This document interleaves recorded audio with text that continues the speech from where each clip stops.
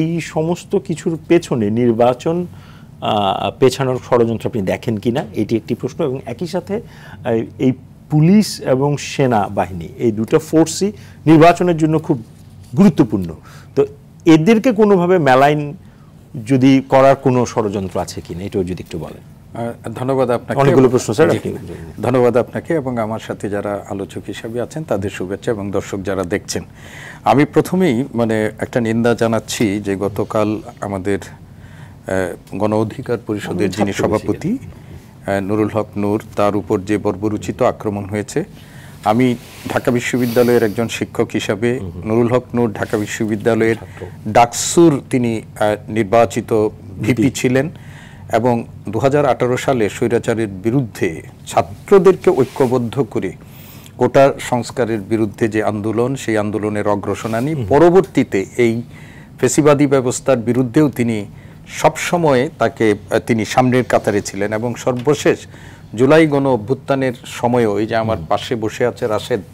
এবং তার দলের যিনি নুরুল হক নূর, তারা কিন্তু গ্রেপ্তার হয়ে নির্মম নির্যাতনের শিকার হয়েছিলেন। এবং নতুন বাংলাদেশে আমরা গতকাল তার উপরে যে ঘটনাটি ঘটেছে সেটাকে আমরা খুবই নিন্দনীয় একটা ঘটনা বলে মনে করি এবং আমরা ঢাকা বিশ্ববিদ্যালয়ের শিক্ষকদের একটা পেশাজীবী সংগঠন সাদা দলের পক্ষ থেকে আমরা এটার নিন্দা জানিয়েছি, ইতিমধ্যেই এটা নিন্দা জানিয়েছি এবং এর জন্য আমরা দায়ীদের বিচার আমরা চাচ্ছি। আপনি দেখেন গতকাল যে ঘটনাটি হয়েছে, প্রথম দফায় যখন একটা সংঘাত হয়েছে সেই সময় নিরাপত্তা বাহিনী, আইনশৃঙ্খলা নিরাপত্তা বাহিনী তারা কিন্তু এই ঘটনাটিকে মাঝখানে রেখে প্রথম দফায় আক্রমণ দুই দলের উপরেই করে এটাকে নিবৃত করেছিল। তারপরে তারা একটা মশাল মিছিল করে নিজেদের অফিসের সামনে তারা সংবাদ সম্মেলন করছিল এবং তখন কিন্তু জাতীয় পার্টি এবং এই দলটা মুখোমুখি অবস্থানেও ছিল না, সাংঘর্ষিক কোনো পরিস্থিতির মধ্যেও ছিল না। তো ফলে এই রকম একটা অবস্থার মধ্যে তাদের উপর যে নারকীয় আক্রমণটা করেছে এবং আমরা সোশ্যাল মিডিয়া এবং গণমাধ্যমের কল্যাণে যেটা দেখেছি, সেটার দেখে আমাদের মনে হয় যে রাজনীতিতে আর একটা নতুন করে উত্তাপ তৈরি করার ক্ষেত্রে কারো যদি সুপরিকল্পিত বেনিফিটটা কে কে পেতে পারে সেটা একটু যদি বলেন। সেইটা এখন এই বেনিফিটটা কে কে পেতে পারে সেইটা সুনির্দিষ্টভাবে এখনই বলা খুব মুশকিল, কিন্তু আমরা সবকিছু বলে আমরা যেটা মনে করছি যে কারো না কারো হয়তো আপনি ধরেন যারা এই আক্রমণ করেছে তারা স্বপ্রণোদিতভাবে এটা কেন করতে গেল, এরকম পরিস্থিতি এই সময় অন্তত পক্ষে এই পরিস্থিতিটা ছিল না আক্রমণে। ফলে এখন যে মানুষ এটাকে নানাভাবে ব্যাখ্যা বিশ্লেষণ করছে, আপনি কিন্তু কোনোটাকে একেবারে উড়িয়ে দিতে পারবেন না। পরবর্তী ঘটনা প্রবাহ কোন দিকে যায় সেটার পরে গিয়ে কিন্তু আমরা একটা কনক্লুশন টানতে পারবো, কিন্তু আপাত দৃষ্টিতে এই ঘটনাটাকে নানাভাবে ব্যাখ্যা হচ্ছে এবং সব রাজনৈতিক দল, অন্যরা যেভাবে বলছেন যে সব রাজনৈতিক দল এই ঘটনাটাকে ন্যাক্কারজনক বলছে এবং সরকারের পক্ষ থেকেও আজকে একটা বিবৃতি দেওয়া হয়েছে এবং এই বিবৃতিতে সরকার একটা বিচার বিভাগীয় তদন্ত কমিটি গঠনের কথা এবং আমরা গতকালই দেখেছিলাম রাতে তারেক রহমান সাহেব একই রকমের একটা বিচার বিভাগীয় তদন্ত কমিটি তিনি দাবি করেছিলেন এবং আজকে সরকারের পক্ষ থেকে বলা হয়েছে যে আমাদের হাইকোর্ট ডিভিশনের বা সুপ্রিম, আমি মনে নাই, একজন বিচারপতির নেতৃত্বে একটা, এটা আমরা সরকারের এই সিদ্ধান্তটাকে আমরা মনে করি যে সময়োচিত এবং সরকার কিন্তু এখানে খুব কঠিন ভাষায় বলেছেন যে যারাই আক্রমণের সাথে যুক্ত থাকুক না কেন। কিন্তু এটা একটু আমার জানার জন্য যেটা আমাদের মিলন ভাই বললেন যে আপনার এখন তো সবই এভিডেন্স গুলো খুব পরিষ্কার, 24 ঘন্টা হয়ে গেল তারপরও কাউকে ধরা গেল না এত বড় একটা ঘটনায়, এটা আপনার কাছে স্যার কেমন? না, আমরা একটা জিনিস এই যে উনি আমাদের বিচার বিভাগীয় তদন্ত করেন দেখলো আবার সেই আমলাতান্ত্রিক ব্যাপারে আমরা ঢুকে গেলাম, কিন্তু আমরা আইনের মানুষ, ওনারা আছেন আমাদের পাশে, যে আমরা চোখের সামনে যা দেখি অনেক সময় কিন্তু বিচারিক কার্যক্রমে এগুলোকে বাস্তবায়ন করা যায় না, সেগুলো একটা আইনি প্রক্রিয়ার মধ্য দিয়ে যেতে হয়। আর আপনি যদি কোনো মানে পলিটিক্যাল পার্টির যদি সাধারণ মানুষ থাকতো এতক্ষণে হয়তো অনেক লোক ধরা পড়ে যেত, ফলে অনেক কিছু বিচার বিবেচনা করে,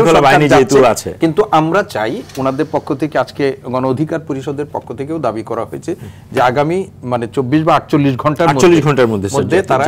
একটা দৃশ্যমান, যেটা তারা তো নিষিদ্ধ চাইছেন, সেটা নিয়ে আমি শুনতে চাই। আমি যেটি কথা বলি যে এই যে বাংলাদেশের রাজনীতিতে জাতীয় পার্টি একটা অদ্ভুত রাজনৈতিক দল, সাম্প্রতিক সময়ে আপনি জিএম কাদেরের নেতৃত্বে এক দল একটা হয়েছে, কিন্তু তার প্রতিপক্ষ হিসাবে আরো একটা আছে, কাউন্সিল করে একটা প্রতিপক্ষ হিসাবে আরেকটা আনিসুল ইসলাম মাহমুদের, যেটা রওশন এরশাদ এখন রাজনীতিতে গুরুত্বহীন হয়ে গেছেন, ফলে আরেকটা ফ্যাক্টরি এখানে কাজ করছে। এবং এই জাতীয় পার্টির যিনি জিএম কাদের, সেই জিএম কাদের কয়েকদিন আগেই তিনি কিন্তু আবার আদালতের নিষেধাজ্ঞায় পড়েছিলেন তার কার্যক্রম নিয়ে, এবং একাধিকবার তিনি পড়েছেন, এবং আওয়ামী লীগের সময়ও তিনি কিন্তু এটা পড়েছিলেন। তো যাই হোক, এইটার পরপরই কিন্তু তিনি একটা বক্তব্য রেখেছেন। রাশেদ যেটা বলেছেন, এটা তো একটা রাষ্ট্রদ্রোহিতামূলক কাজ করেছিল। ভারত থেকে এসে বলছিলেন যে আমরা ভারতের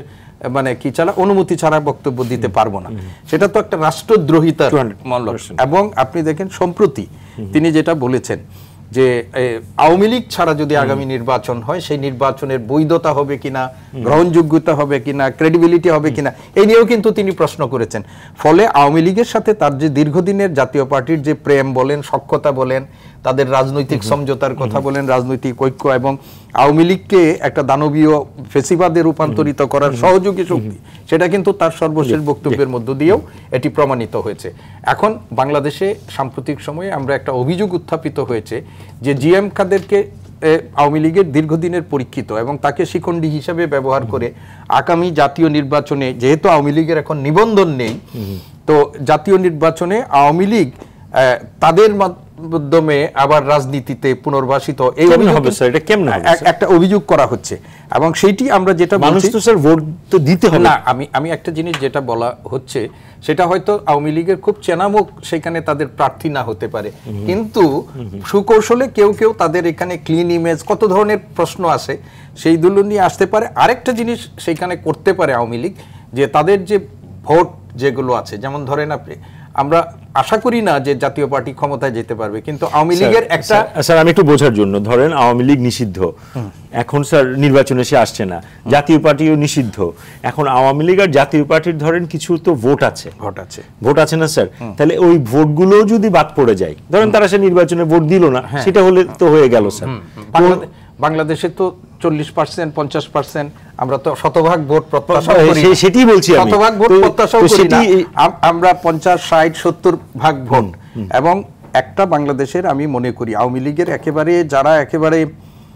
মানে আমরা বলবো যে খুব সুবিধাভোগী না ছাড়া যারা সমর্থক, সাধারণ সমর্থক, তারা যে ভোটাধিকার প্রয়োগ করবে না, সেটাও কিন্তু আমি মনে করি। তারপরেও একটা গ্রহণযোগ্য নির্বাচন হওয়ার জন্য যে পরিমাণ ভোট বাংলাদেশে পড়ে, সেখানে যদি আওয়ামী লীগের লোকেরা, আমি এটা বলা ঠিক না, তারপরেও বলি যে যদি এখন বাস্তবতায় বাংলাদেশে যদি আওয়ামী লীগকে এখন আর হিসাব করলে হবে না যে 30% তার সমর্থন আছে, সেই হিসাব এখন আর করলে হবে না। এখন তাদের যে বাস্তবতায় আছে যে আমাদের নির্বাচনে সর্বোচ্চ যদি ফেয়ার নির্বাচন হয় 60%, 70% ভোট পড়ার কথা, এর বেশি শতভাগ আমরা ভোট প্রত্যাশা করি। ফলে আমরা যেটা মনে করি যে আওয়ামী লীগ যে এখন অভিযোগ করা হচ্ছে যে জিএম কাদেরকে শিকন্ডি হিসাবে ব্যবহার করে আওয়ামী লীগের পুনর্বাসন, এবং এই অভিযোগের একটা আলামতের কিছুটা পাই যে তিনি এই পরিস্থিতির মধ্যেও আওয়ামী লীগে আগামী নির্বাচনে অংশগ্রহণ না হলে কি হতে পারে সেই ব্যাপারে কিন্তু তিনি সম্প্রতি বক্তব্য রেখেছেন। ফলে এই যে ওনারা যে দাবিটা করছেন, গণ অধিকার পরিষদ যে দাবি করেছেন যে ফেসিবাদের আমলে এদের উপর দিয়ে যে গেছে, এবং সেই শেখ হাসিনাকে চরম কর্তৃত্ববাদী তৈরি করতে তারা যে ভূমিকাটা রেখেছে, দাবি করতে এটা করাই যায়।